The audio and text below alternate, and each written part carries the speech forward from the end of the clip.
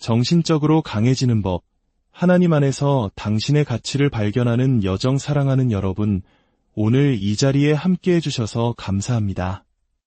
우리의 이야기가 시작되기 전 잠시 여러분의 마음을 축복하고 싶습니다.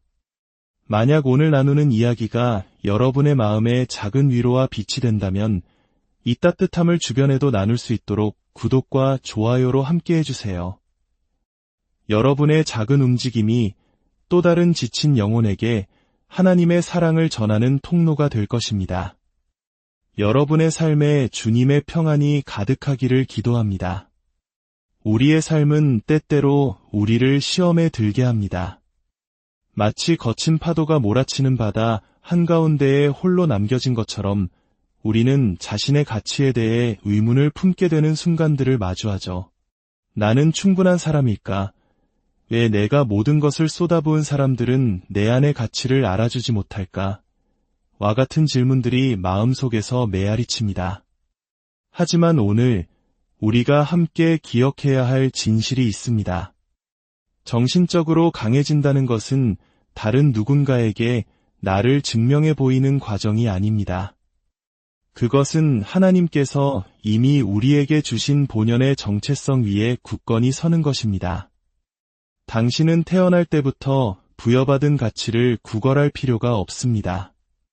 마땅히 당신을 알아봐야 할 것들을 쫓아다닐 필요도 없습니다. 누군가가 당신의 빛을 인정하지 않는다고 해서 스스로 작아질 이유 또한 전혀 없습니다. 하나님은 당신이 사랑과 관심, 존중을 구걸하도록 창조하지 않으셨습니다. 오히려 그 모든 것 안에서 당당하고 담대하게 걸어가도록 만드셨습니다.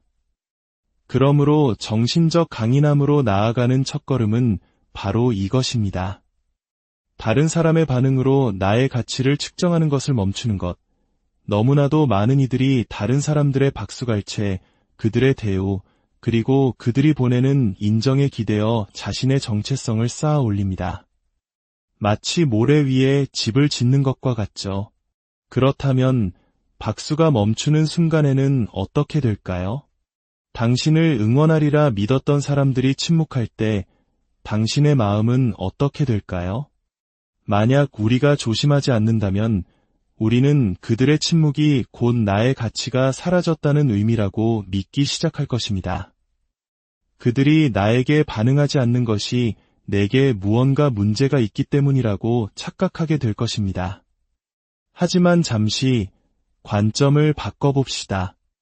당신의 가치는 결코 사람의 손으로 측정되도록 설계되지 않았습니다. 당신이 이 땅에 태어나 첫 숨을 내쉬기 훨씬 이전부터 하나님께서는 이미 당신을 향해 말씀하셨습니다. 시편 139편 14절의 말씀처럼 당신은 신묘막측하게 그리고 놀랍게 지음받은 존재입니다. 당신은 택함받았고 구별되었으며 바로 지금 이 시대를 위해 부름받은 사람입니다. 그런데 우리는 종종 자기 자신의 가치조차 모르는 사람들의 말 한마디에 우리의 감정이 좌우되도록 내버려 둡니다. 잘못된 곳에서 인정을 계속 구하다 보면 결국 사랑과 관심, 존중의 부스러기를 구걸하는 처지가 되고 맙니다. 나를 채워주기는커녕 오히려 소진시키는 관계에 안주하고 나를 높여주지 않고 깎아내리는 환경을 묵묵히 견뎌냅니다. 그리고 시간이 지나면서 그들의 거절을 하나님의 시선과 혼동하기 시작합니다. 그들이 나를 보지 않으니 나는 볼 가치가 없는 존재라고 믿게 되는 것입니다. 사랑하는 여러분, 진실을 말씀드려도 될까요? 다른 사람이 당신의 가치를 알아보지 못하는 것은 당신의 가치를 떨어뜨리는 것이 아니라 단지 그들의 영적 시력이 어둡다는 것을 드러낼 뿐입니다. 진정한 정신적 강인함은 당신의 자존감을 더 이상 다른 사람에게 외주주지 않을 때 시작됩니다. 당신 안에 있는 위대함을 누군가 인정해주기를 기다리는 것을 멈추고 이 땅에 그 어떤 확인 도장이 필요하기 훨씬 이전에 이미 하늘로부터 인정받았다는 진리 위에 당당히 서는 것입니다. 사람들의 인정에 끊임없이 목마른 삶은 결코 안정을 찾을 수 없습니다. 오늘은 당신을 사랑하다가도 내일은 당신을 떠날 수 있는 것이 사람의 마음입니다. 만약 당신의 자존감이 그들의 변덕스러운 의견 위에 세워져 있다면 당신의 감정은 영원히 롤러코스터를 타게 될 것입니다. 하지만 당신의 가치에 닻을 변치 않는 하나님의 진리의 말씀에 내릴 때 당신은 더 이상 사람들의 기분이나 상황, 그들의 문제에 따라 흔들리지 않게 됩니다. 당신은 더 이상 그들이 나를 좋아할까? 라고 묻는 대신 하나님께서 나를 사랑하신다 라고 선포하게 될 것입니다. 내가 그들에게 충분한 사람일까? 라고 고민하는 대신 나는 그분 안에서 모든 것을 할 수 있으며 차고 넘치는 존재다 라고 선언하게 될 것입니다. 이것이 바로 진정한 정신적 강인함의 모습입니다. 당신의 영혼을 위해 그 어떤 대가도 치르지 않은 사람들과 당신의 가치를 협상하기를 거부하는 것입니다. 원수는 당신이 절박해지기를 원합니다. 당신이 아주 작은 것, 기본적인 것조차 구걸해야 한다고 믿게 만듭니다. 그들의 전화 한 통, 그들의 시간, 그들의 존중을 애원하게 만듭니다. 하지만 하나님은 당신을 구걸하는 자로 설계하지 않으셨습니다. 그분은 당신이 권위를 가지고 걷도록 설계하셨습니다. 하나님께서 이미 당신의 것이라 정하신 것을 쫓아다닐 필요가 없음을 아는 그 담대함으로 말입니다. 사랑받기 위해 자신을 축소할 필요가 없고 인정받기 위해 자신을 희석할 필요가 없으며 존중받기 위해 가면을 쓰고 연기할 필요가 없습니다. 다른 사람의 반응으로 당신의 가치를 측정하는 것을 멈출 때 당신은 비로소 당신의 모든 잠재력과 능력 안으로 들어갈 수 있는 자유를 얻게 됩니다. 당신은 스스로에게 이렇게 말할 자유를 주는 것입니다.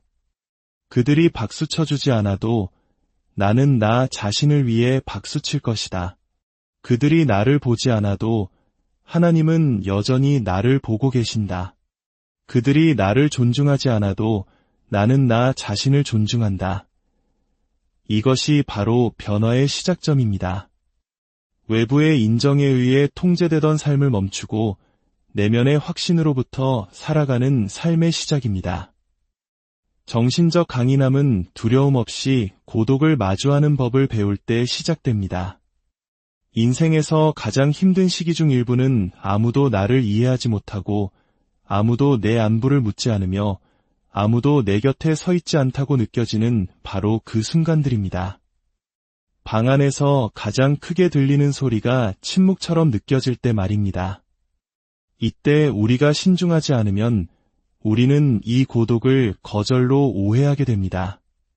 나는 사랑받을 가치가 없나 봐. 나는 소중하지 않은 존재인가 봐. 아무도 곁에 없는 걸 보니 나는 부족한 사람이구나 라고 생각하기 시작합니다.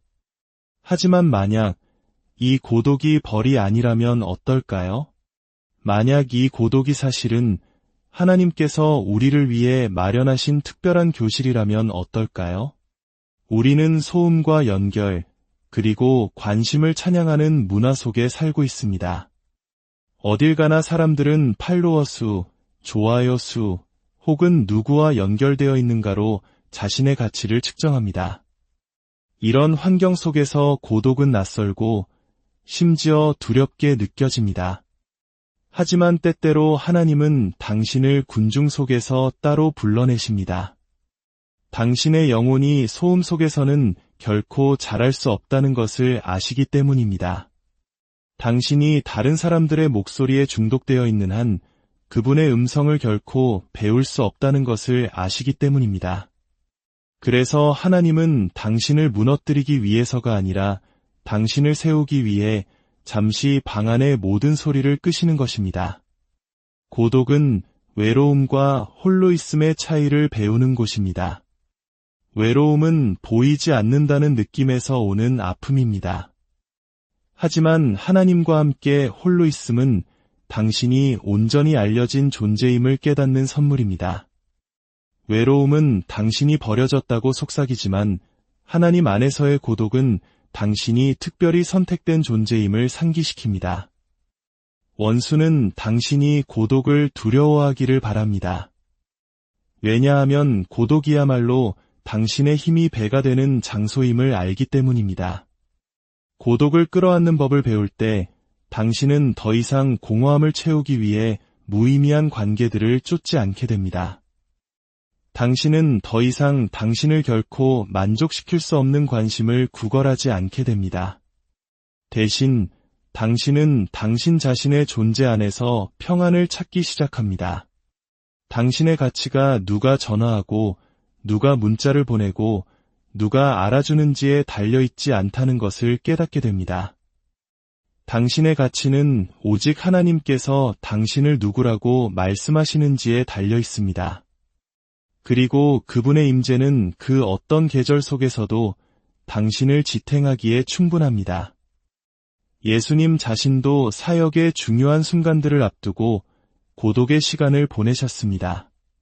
그분은 한적한 곳으로 물러나 기도하셨습니다.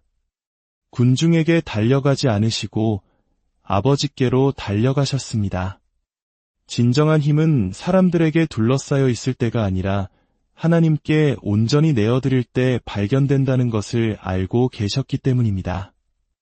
만약 예수님조차도 자신을 재정비하고 강하게 하기 위해 고독의 시간이 필요하셨다면 우리에게는 얼마나 더 필요하겠습니까?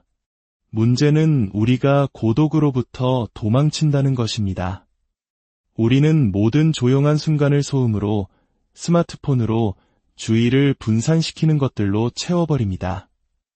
하지만 바로 그 고독 속에서 하나님은 당신이 다른 사람들을 위해 연기하느라 바빴을 때는 결코 볼 수 없었던 당신 자신에 대한 것들을 보여주십니다.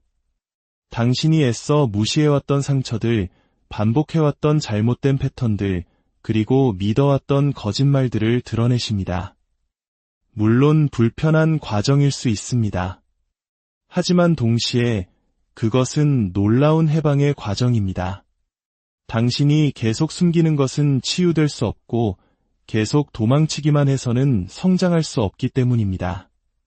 고독은 하나님께서 진짜 당신을 다루실 수 있도록 관객들을 모두 치워버리는 시간입니다. 정신적으로 강해지려면 당신과 하나님, 단둘이 남겨지는 그 순간들을 더 이상 두려워하지 말아야 합니다. 왜 나는 혼자인가? 라고 묻는 대신 주님, 이 시간을 통해 제게 무엇을 보여주기 원하십니까? 라고 묻기 시작해야 합니다. 사람들이 떠날 때 공황 상태에 빠지는 대신 어쩌면 하나님께서 그들이 가져올 수 있었던 해로운 것들로부터 당신을 보호하고 계신 것일지도 모른다고 신뢰하기 시작해야 합니다. 침묵을 서둘러 채우려 하기보다 침묵이 말하게 하는 법을 배워야 합니다. 바로 그곳에서 변화가 일어납니다. 고독은 텅 빈 공간이 아닙니다. 그것은 가득 찬 공간입니다. 명료함으로, 계시로, 그리고 세상의 소음 속에서는 결코 들을 수 없었던 하나님의 부드러운 속삭임으로 가득 찬 곳입니다. 당신은 결코 무력한 존재가 아닙니다. 당신은 신성한 권위로 무장한 존재입니다. 원수가 당신의 마음에 심으려는 가장 큰 거짓말 중 하나는 당신이 약하고 무력하며 당신 앞에 놓인 것을 극복할 힘이 없다는 믿음입니다. 원수는 당신이 희생자로 살아가기를, 항상 다른 누군가가 당신을 구해주기만을 기다리기를 원합니다. 하지만 진실은 하나님께서 당신을 창조하셨을 때 당신 안에 권위를 두셨다는 것입니다. 그분은 단지 생존 본능만을 주신 것이 아닙니다. 다스릴 수 있는 통치권을 주셨고 회복력을 주셨으며 당신을 대적하는 것에 맞설 힘을 주셨습니다. 많은 사람들이 자신의 권위를 사용하며 걷지 못하는 이유는 온유함을 나약함과 혼동하기 때문입니다. 겸손하다는 것이 짓밟혀도 괜찮다는 의미라고 생각합니다. 용서한다는 것이 무례함을 받아들여야 한다는 의미라고 착각합니다. 하지만 진정한 권위는 교만이 아닙니다. 그것은 당신이 하나님 안에서 누구인지를 정확히 이해하고 그 정체성 이하로 살아가는 것을 거부하는 것입니다. 권위는 이렇게 선포합니다. 나는 내가 택함받은 자임을 안다. 나는 보호받고 있음을 안다. 나는 분위기를 바꾸는 목소리를 가졌으며 원수가 나를 침묵시키도록 내버려두지 않을 것이다. 당신이 무력하지 않다는 것을 깨달을 때 당신은 이미 접근 권한을 가진 것들을 구걸하는 것을 멈춥니다. 하나님께서 이미 당신을 사랑스럽게 만드셨는데 사랑을 구걸하는 것을 멈춥니다. 하나님께서 이미 당신에게 영광과 존귀로 관을 씌우셨는데 존중을 구걸하는 것을 멈춥니다. 하늘이 이미 당신을 지켜보고 있는데 관심을 구걸하는 것을 멈춥니다. 하나님께서는 당신을 단지 천국에 가기 위해 구원하신 것이 아니라 이 땅에서 승리하는 삶을 살도록 당신을 무장시키셨다는 것을 깨닫는 순간 당신의 발걸음은 달라지기 시작합니다.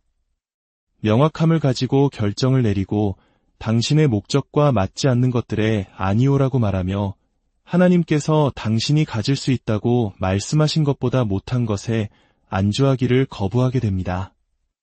원수는 당신이 자신의 권위를 깨닫는 것을 두려워합니다.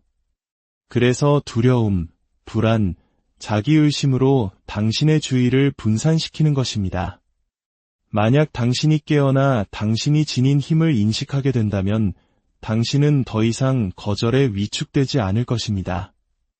실패에 마비되지 않을 것입니다. 다른 사람들의 의견이 당신의 방향을 결정하도록 내버려두지 않을 것입니다.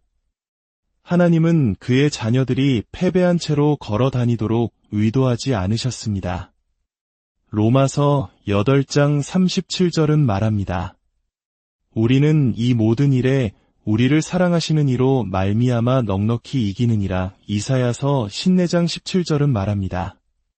너를 치려고 제조된 모든 연장이 쓸모가 없을 것이라. 요한일서 4장 4절은 말합니다.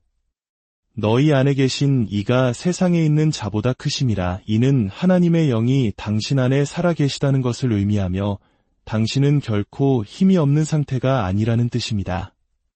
정신적 강인함은 이미 당신의 것이었던 것을 되찾는 것을 의미합니다.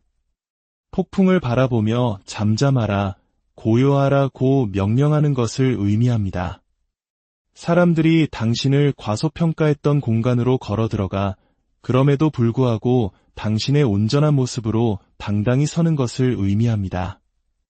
경계선은 당신이 스스로를 존중한다는 증거입니다. 우리 중 많은 이들이 배워야 할 가장 어려운 교훈 중 하나는 한계 없는 사랑은 전혀 사랑이 아니라는 것입니다. 그것은 자기 자신을 버리는 행위입니다. 우리는 친절하다는 것이 항상 시간이 되어야 한다는 의미라고 생각합니다. 충성스럽다는 것이 무례함을 견뎌야 한다는 의미라고 생각합니다. 하지만 그것은 강인함이 아니라 자기 방치입니다. 정신적 강인함은 모래 위에 선을 긋고 이렇게 말하는 것을 요구합니다. 이것이 나다. 이것이 내가 마땅히 받아야 할 대우이며 단지 인정받기 위해 이것을 타협하지 않을 것이다. 경계선은 사람들을 밀어내기 위한 것이 아닙니다. 그것은 하나님께서 빚어가고 계신 당신의 모습을 보호하기 위한 것입니다. 만약 당신이 그것을 지키지 않는다면 세상과 사람들은 그것이 성숙하기도 전에 당신에게서 모든 것을 빼앗아 갈 것입니다. 경계선을 세울 때 당신은 이기적인 것이 아니라 지혜로운 청지기가 되는 것입니다. 당신을 진정으로 사랑하는 사람들은 그 경계선을 존중할 것이고 당신을 이용하기만 원했던 사람들은 그것에 분개할 것입니다. 경계선은 처벌이 아니라 보호입니다. 당신이 나에게 그런 식으로 말하는 것을 허락할 수 없습니다. 라고 말하는 것은 누군가를 벌주는 것이 아니라 당신의 영혼을 보호하는 것입니다. 밤늦게 항상 연락이 가능하지는 않습니다. 라고 말하는 것은 당신의 심을 보호하는 것입니다. 나를 존중할 수 없다면 당신은 내 삶에 접근할 수 없습니다. 라고 말하는 것은 당신의 정체성을 보호하는 것입니다. 예수님 자신도 경계선이 있으셨습니다. 그분은 모든 사람을 사랑하셨지만 모든 사람에게 똑같은 수준의 접근을 허락하지는 않으셨습니다. 수많은 무리가 있었고 72명의 제자가 있었고 12명의 제자가 있었습니다. 그리고 그 중에서도 베드로, 야고보, 요한이라는 3명의 핵심 그룹이 있었습니다. 하나님의 아들조차도 경계선 없는 친밀함은 위험하다는 것을 이해하셨습니다. 만약 예수님께 경계선이 필요했다면 당신에게도 필요합니다. 마음의 치유는 당신이 통제할 수 없는 것을 내려놓는 것을 의미합니다. 우리가 싸우는 가장 큰 전투 중 하나는 다른 사람들과의 싸움이 아니라 우리 자신의 머릿속에서 일어나는 싸움입니다. 우리는 이미 끝난 대화를 계속해서 되뇌고 바꿀 수 없는 결과에 집착하며 되돌릴 수 없는 결정에 대한 죄책감을 짊어지고 살아갑니다. 하지만 치유는 그것이 애초에 당신의 손에 달려있지 않았다는 것을 마침내 인정하고 내려놓을 때 시작됩니다. 당신은 다른 사람들을 통제할 수 없습니다. 하지만 당신이 통제할 수 있는 것이 있습니다. 바로 당신의 반응, 당신의 경계선, 그리고 당신이 스스로를 사랑하는 방식입니다. 당신이 통제할 수 없는 것을 내려놓는 것은 나약함이 아니라 지혜입니다. 나는 더 이상 이 짐을 질 수 없지만 이 짐을 지실 수 있는 분을 압니다. 라고 고백하며 당신의 걱정의 조각들을 하나님의 손에 맡기는 것입니다. 용서를 선택하는 것은 그들이 그럴 자격이 있어서가 아니라 당신이 자유를 누릴 자격이 있기 때문입니다.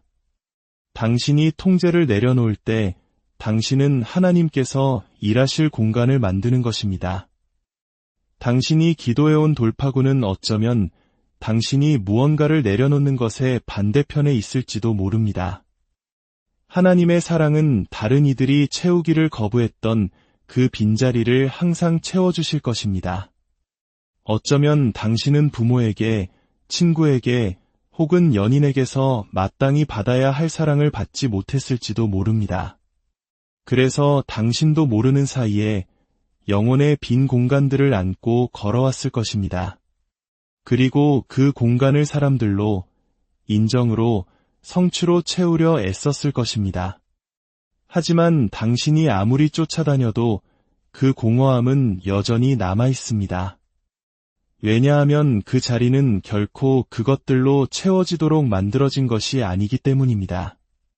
그 자리는 오직 하나님으로만 채워지도록 만들어졌습니다. 사람들이 당신을 실망시킬 때 당신이 사랑받을 가치가 없다고 믿기 쉽습니다. 하지만 진실은 이것입니다. 당신은 그들이 떠날 기회를 갖기 전부터 이미 사랑받고 있었습니다. 당신은 그들이 당신을 거절할 기회를 갖기 전부터 이미 선택받았습니다.